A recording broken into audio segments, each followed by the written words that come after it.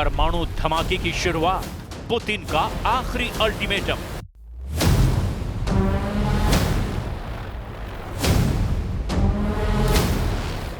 अभी तक यही लग रहा था कि पिछले 9 महीने से राष्ट्रपति ट्रंप रूस यूक्रेन जंग के बाजीगर बने हुए हैं। ट्रंप ने अगस्त के महीने में पुतिन को अलास्का में बुलाकर अपनी ताकत और रुतबा साबित कर दिया था, लेकिन उसके बाद जैसे ही ट्रंप ने रूस और पुतिन को कागजी शेर कहा, पुतिन के रूस ने यूक्रेन और नेटो देशों का धुआं निकाल कर रख दिया। रूस ने यूक्रेन पर पिछले 7 दिन में 500 से ज्यादा हवाई हमले किए, जिसमें 100 से ज्यादा घातक मिसाइलें और 1,500 से ज्यादा ड्रोन का इस्तेमाल हुआ। रूसी नियंत्रण वाले ज़ापोरिज़िया परमाणु संयंत्र पर हो रहे हमले से एक बहुत बड़ी परमाणु जंग का खतरा पैदा हो चुका है। पुतिन ने डंके की चोट पर कैमरे के सामने ऐलान कर दिया है कि रूस के हमलों से यूक्रेन को कोई नहीं बचा पाएगा। अगर ट्रंप सरकार ने यूक्रेन को लंबी दूरी की टॉमहॉक क्रूज मिसाइलें देने की गलती की, तो अमेरिका को इसकी भारी कीमत चुकानी पड़ेगी। पुतिन ने यह भी साफ कर दिया कि अगर ट्रंप रूस को कागजी शेर समझते हैं, तो फिर नेटो के बारे में क्या सोचते हैं, जो यूक्रेन की तरफ से 3.5 साल से रूस से जंग कर रहा है। हम आपको दिखाने जा रहे हैं कि परमाणु युद्ध के कगार पर पहुंच चुकी रूस यूक्रेन जंग अब ऐसे दौर में जा चुकी है जहां करीब आधा दर्जन टॉप नेटो देश रूस से जंग नहीं करना चाहते। यहां तक कि अब ट्रंप भी पुतिन के तीखे तेवरों को देखते हुए फिर से यूक्रेन के खिलाफ पलटी मारने को तैयार हो रहे हैं। तो चलिए देखते हैं कि यूक्रेन के चीथड़े उड़ाने वाली रूसी सेना कैसे नेटो देशों पर हमला करने के लिए अब पूरी तरह से तैयार है। उसके बाद से आग से मत खेलो ज़ेलेंस्की, ज़ापोरिज़िया पर पुतिन की धमकी।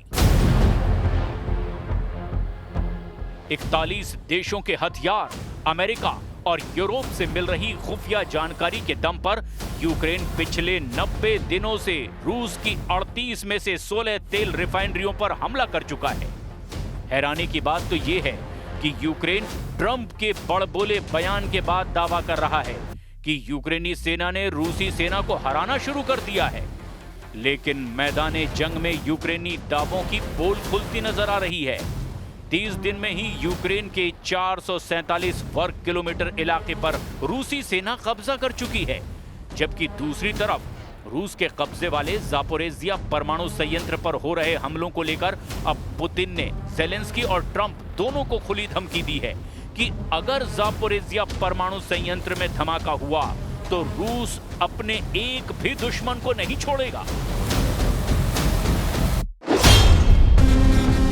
रूसी राष्ट्रपति व्लादिमीर पुतिन ने यूक्रेन को चेतावनी दी कि वो रूस के कब्जे वाले ज़ापोरिज़िया परमाणु संयंत्र के पास हमला करके एक खतरनाक खेल खेल रहा है, और सीधी धमकी दी है कि मॉस्को यूक्रेन द्वारा नियंत्रित परमाणु संयंत्रों पर जवाबी कार्रवाई कर सकता है।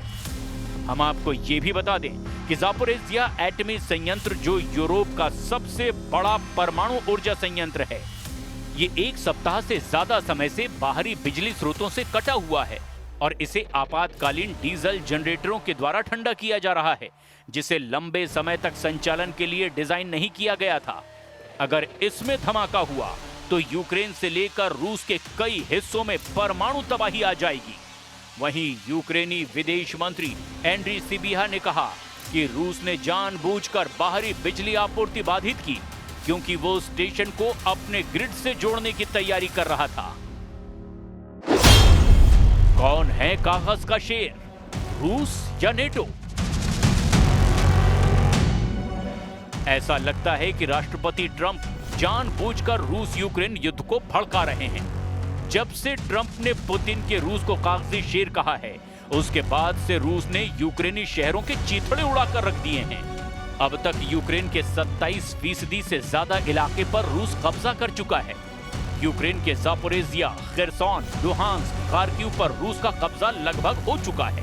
हारते और हाँफते यूक्रेन के सामने अब बस एक ही रास्ता बचा है कि अगर यूरोपीय देश रूस पर हमला कर दें तो यूक्रेन की हार लंबे वक्त के लिए टल सकती है। इधर राष्ट्रपति पुतिन ने ट्रंप और नेटो दोनों को बड़ी जंग की धमकी दी है। रूस के राष्ट्रपति व्लादिमीर पुतिन ने काला सागर रिसोर्ट सोची में अंतर्राष्ट्रीय विदेश नीति विशेषज्ञों के एक मंच पर अमेरिका को खुली धमकी दी है।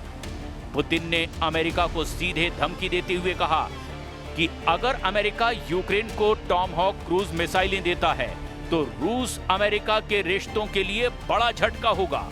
लेकिन अमेरिका की टॉमहॉक मिसाइल युद्ध के मैदान पर कुछ भी नहीं बदल पाएगी।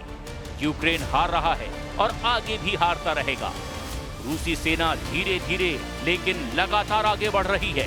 पुतिन ने कहा कि टॉमहॉक मिसाइलें रूस को नुकसान पहुंचा सकती हैं, लेकिन रूसी वायु रक्षा जल्द ही इसका जवाब ढूंढ लेगी।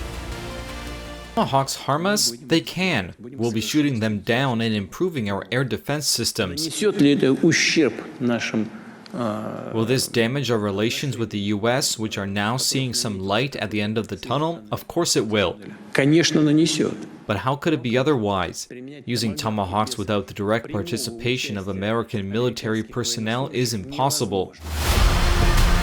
रूस के काला सागर में मौजूद रिसोर्ट सोची में विदेश नीति विशेषज्ञों के एक मंच पर बोलते हुए पुतिन ने मजाक में कहा, मैं अब ऐसा नहीं करूंगा।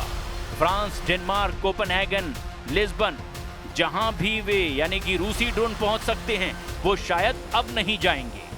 पुतिन ने दावा किया कि रूस यूक्रेन में नेटो गठबंधन से लड़ रहा है। वहीं इस दौरान पुतिन ने अमेरिकी राष्ट्रपति के उस बयान का भी मजाक उड़ाया जिसमें कहा गया कि रूस एक कागजी शेर है।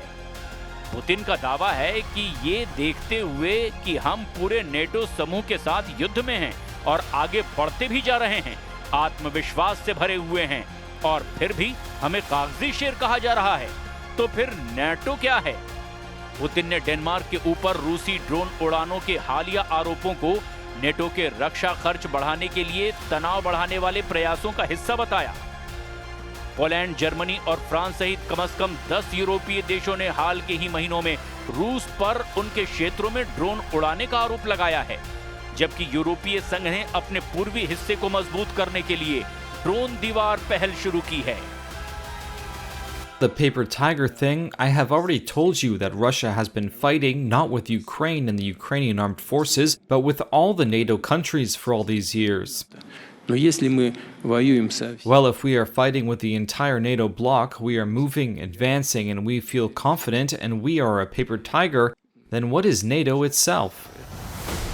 अब ऐसे हालात में पुतिन ने अमेरिका और नेटो के सामने दो विकल्प रखे हैं, या तो यूक्रेन को घातक मिसाइलें और हथियार मत दो, या फिर रूस से एक विनाशक जंग के लिए तैयार रहो।